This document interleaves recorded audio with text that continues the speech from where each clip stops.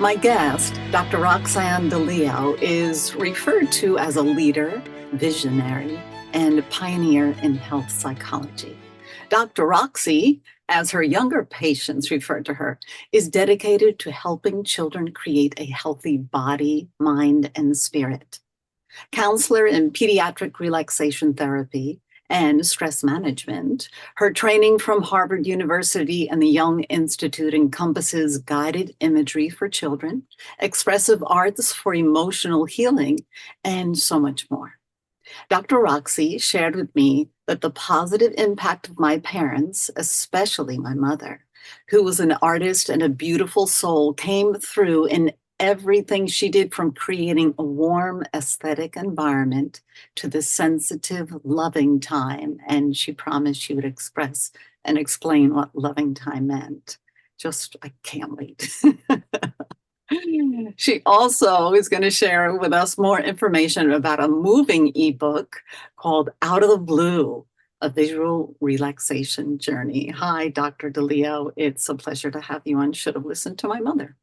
Oh, Jackie, this is such an important program. I'm honored to be here.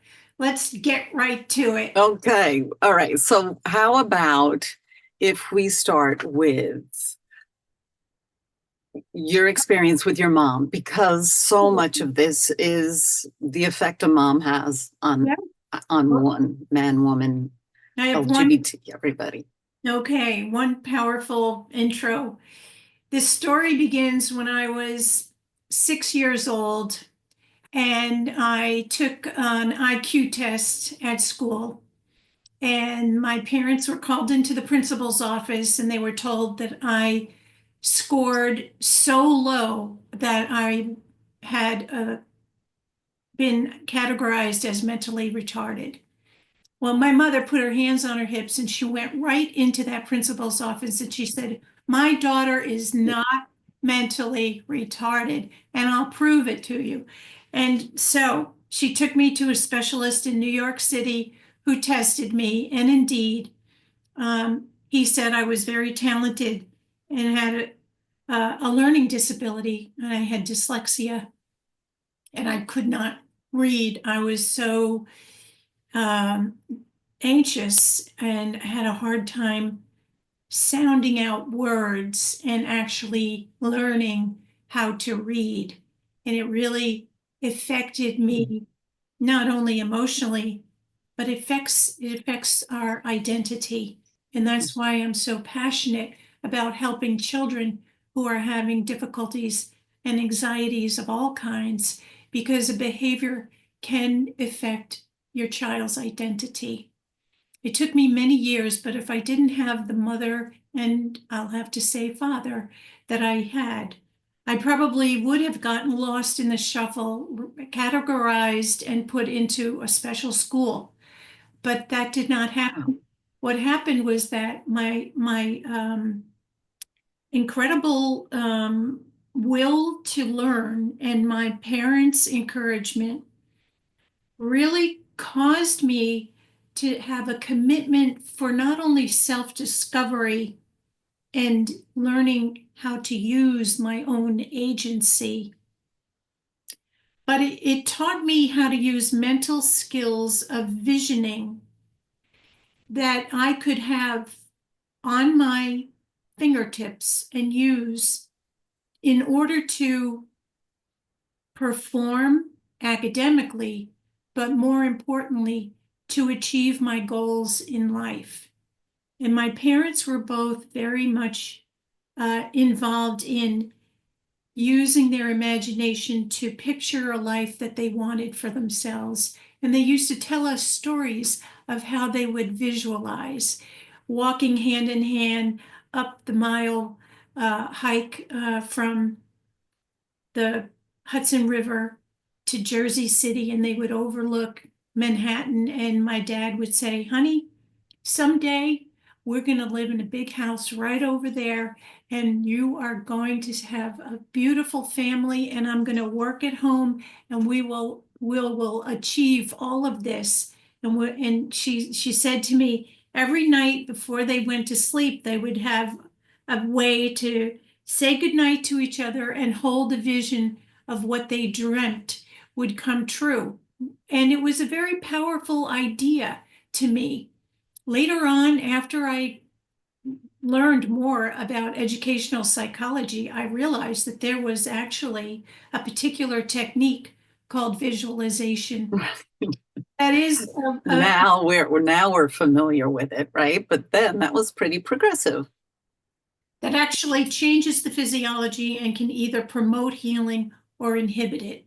And when I got to work with the chronic and terminally ill children at Children's Hospital, I really was impressed with how quickly bringing slideshow to them and projecting the slides of a mountain hike that I took on the weekend, putting it to music and walking them through the hike and just helping them to escape the confines of that tiny laminar airflow room.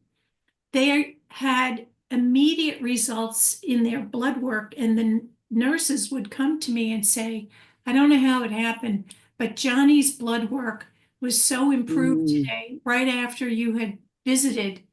And we came to find out that it really was the impact of the visualizations and the relaxation techniques that we were doing.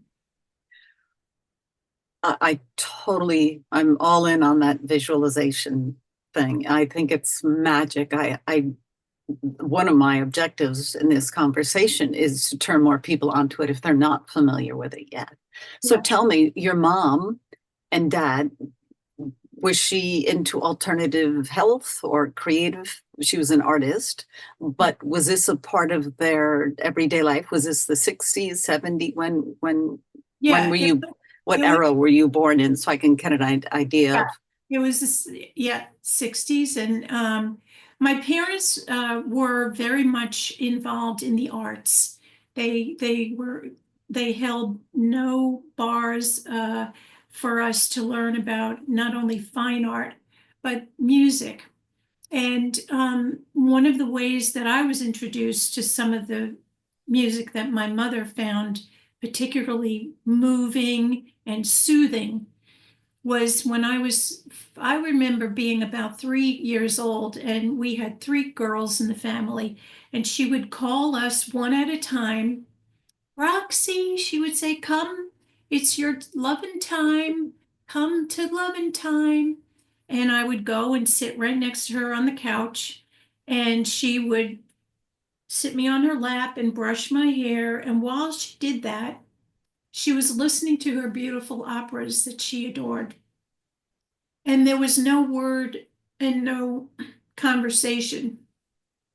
It was just the quiet connection of her peace and her calmness and listening to the music. It chokes me up when I think about it because she was earnest and absolutely, completely present to each and every one of us. But the thing that amazed me was that she knew enough to know to take us one at a time and not to try to gather us together. That she knew that one-on-one time was a crucial way for us to learn not only how to be connected and bond with her, but more importantly, she taught us about acquainting ourselves with our sacred self. And what I mean by that is that there was a appreciation for her connection to what she believed was sacred and divine and God. At the time, we were raised Roman Catholic, so she would use, you know, her love for Jesus as a way to connect her appreciation for all her blessings and to teach us that this moment of quiet was really about connecting to whatever we believed was sacred and divine.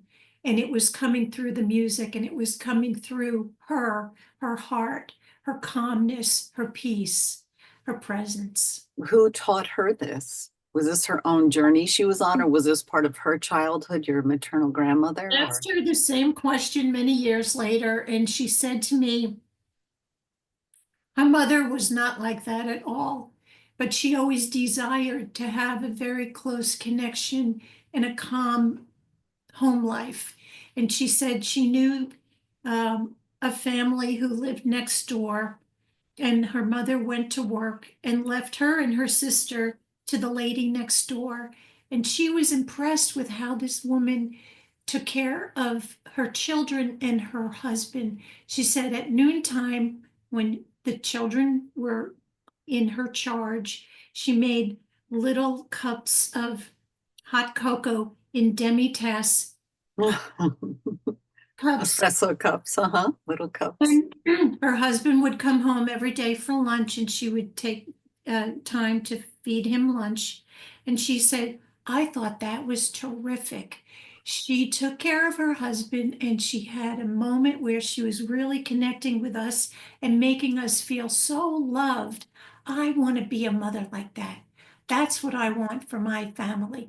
And that's how she decided. She said, when I have my family, it's going to be a very loving, tight-knit family, and it was. That's brilliant, right? And had her connection with her mom been completely different or no connection? Very different. It wasn't horrible, but it wasn't gentle. What she did have with her mother was respect. And her mother taught her how to sew, and my mother and my grandmother taught me how to sew. They were both seamstresses, and she learned how to be creative, taking either scraps of remnants and making it into a blouse, or for us, doll furniture and doll clothing. But she really was aware that her mother was preoccupied most of the time. And because of that, she recognized that there was something in her that yearned to be seen. And it's one of the number one reasons why children have anxiety, is that they don't feel they're being seen, or they have a parent who may be too preoccupied that is also contributing to this disconnect. So this Absolutely. You see it every day. The parents are consumed with work and life and everything. And I'm guilty of it too. Yeah, luckily my boys are now in their 20s, so they're they're on their own. But it's hard to separate. We're all juggling so much, and it's so important to stop and acknowledge these little kids, and hopefully the parents can do this one-on-one interaction. Oh, it's so important. It's that centering, it's the calmness that allows the child to understand that it's okay. I don't need to be in perpetual motion in order to be happy. Exactly. One of the wonderful phrases that my mother used to say to us, a thing done by half is never done right. Finish what you start with all of your might. And years later, as I said, studying from health psychology and educational psychology, the two thieves of focus are, number one, we think that we can pay attention when we're scattered, but we cannot leave a task undone and then start up another one, because what the researchers have told us is it dampens performance and it dampens recall. So even though you think, oh, I can just scramble around and, switch tasks, it doesn't work. The second thief of focus is multitasking.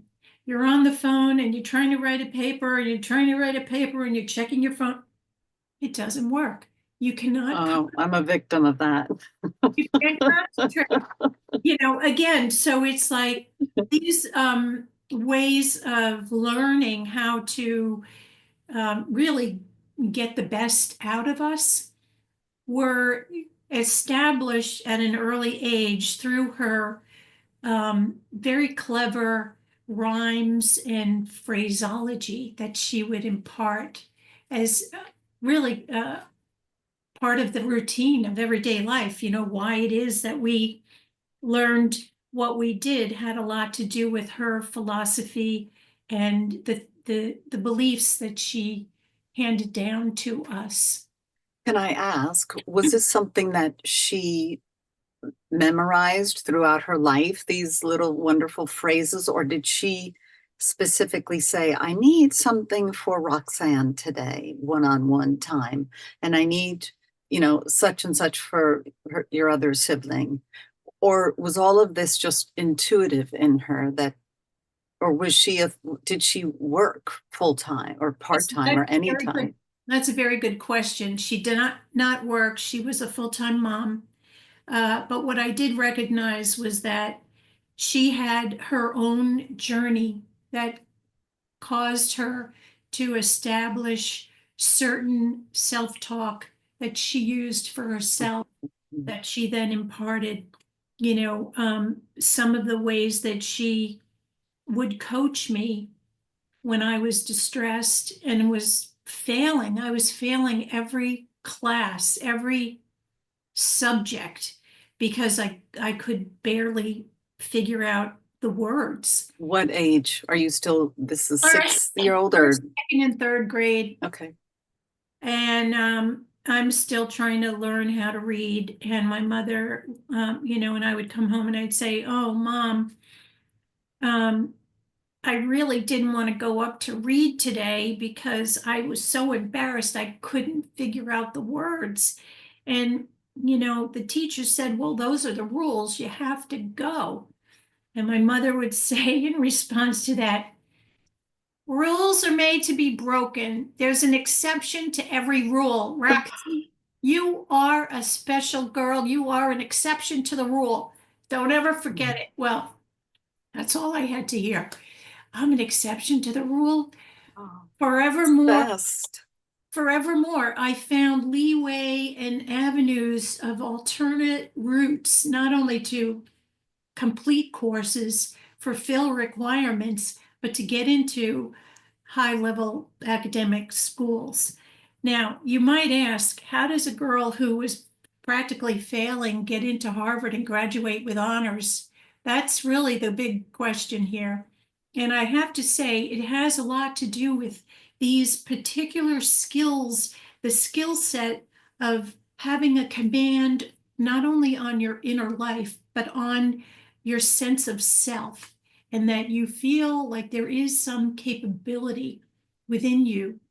I said to my mother, if I could only lift the deadline of the clock, I think I could pass. And she said, you mean to tell me because you have a timed test, the pressure of the time Get more nervous. was closing your brain? Yes, Right. it's that if I just didn't know that I only had 5 more minutes, I probably could have gotten that. Well, she went right back into the teacher and she said, can you give my child the test without a deadline of the clock?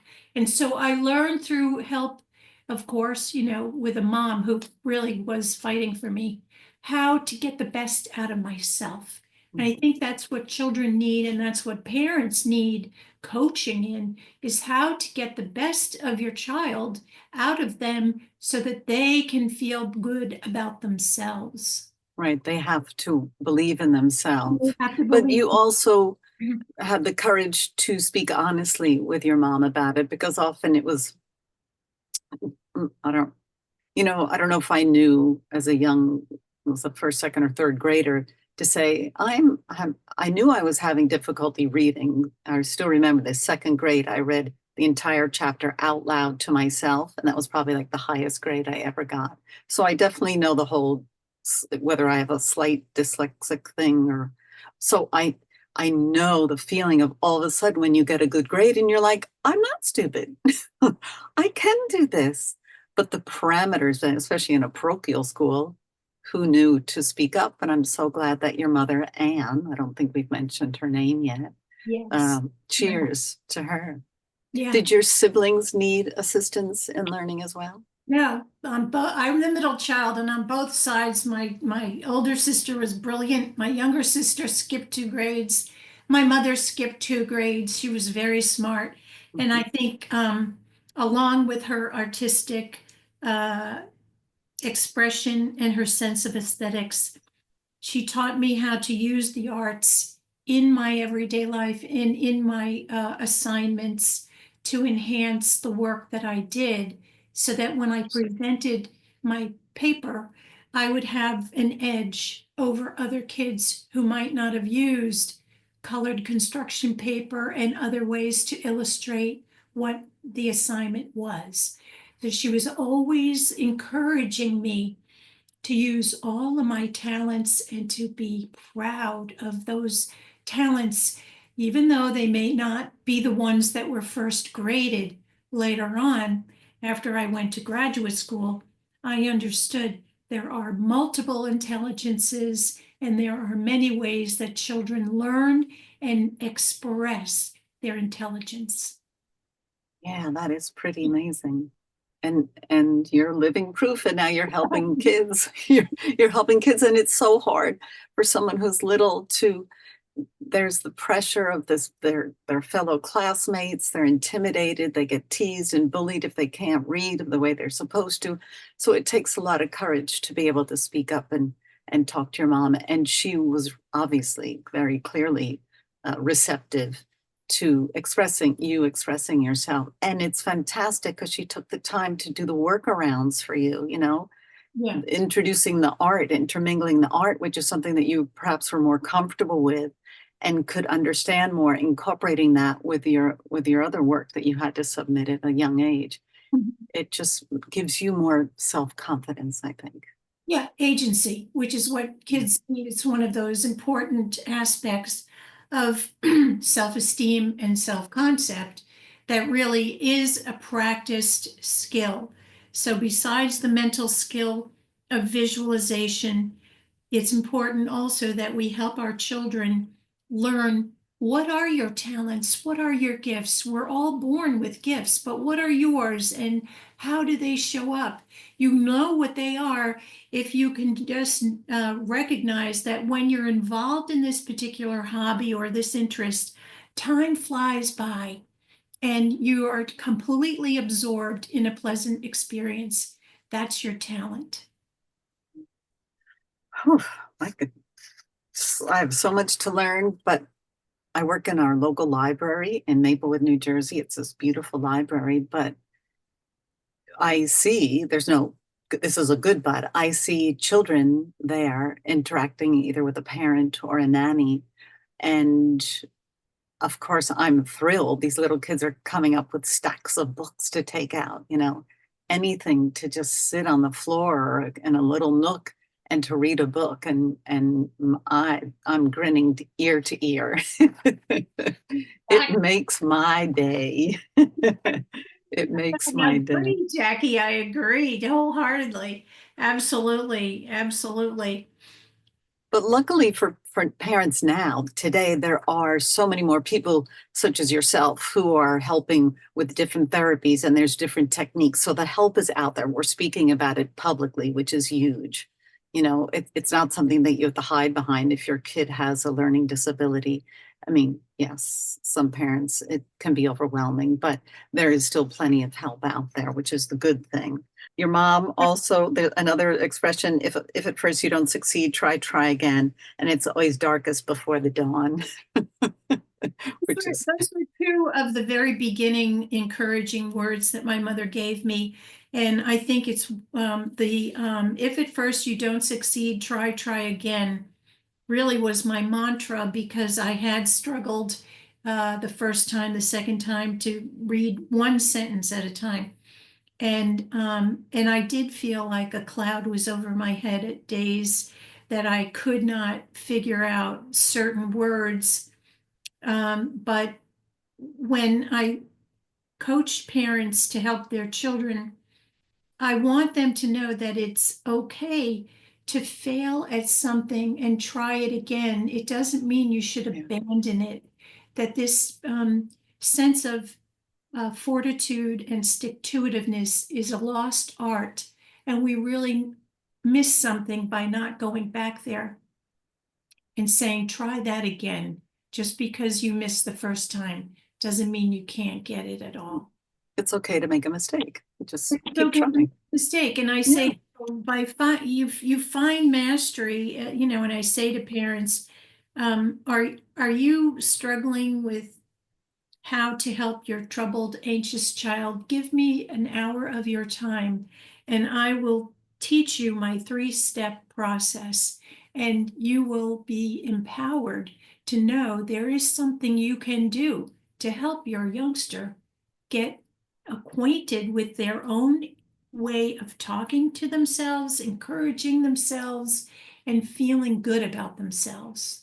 Yeah, it's very important. Oh, so awesome what you're doing.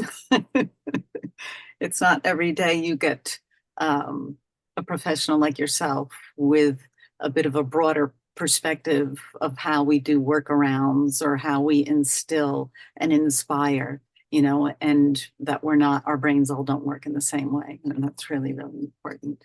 As far as social media goes, you are on Instagram as Dr. Roxie 444. Is that correct? Yes. And you're on Facebook as well. Yes.